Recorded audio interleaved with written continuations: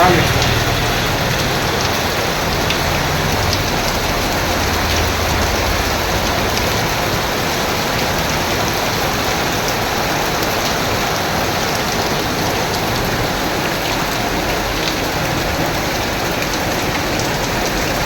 இங்கே வந்துருச்சு.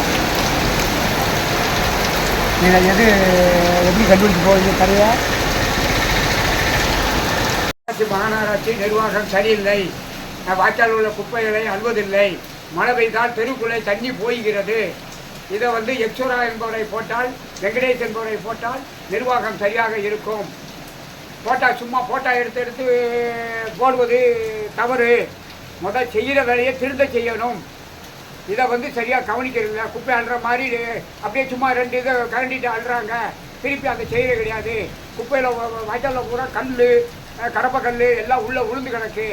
அதை நிர்வாகிகள் இருந்து சரிவர பார்க்க வேணும். இதை பார்த்தா எல்லாமே நல்லாயிருக்கும். வாய்க்காலில் தண்ணி எங்கேயுமே தேங்காது, அது பாட்டுக்கு ஓடும். உங்களுக்கு எத்தனை வார்டு?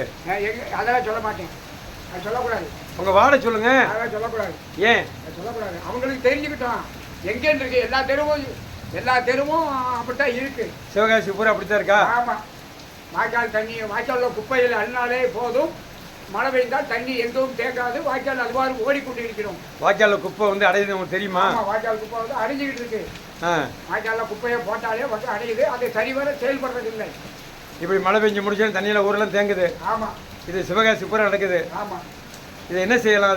இதை அவங்க நிர்வாகி தான் பார்க்கணும். அப்போ நிர்வாகி நீங்கள் பெட்டிஷன் கொடுத்தீங்களா? பெட்டிஷன் கொடுக்கல. அவங்க தான் பார்க்கணும். நம்ம நிர்வாகி இதெல்லாம் பெட்டிஷன் கொடுத்து பார்த்துக்கிட்டு இருக்கணுமா?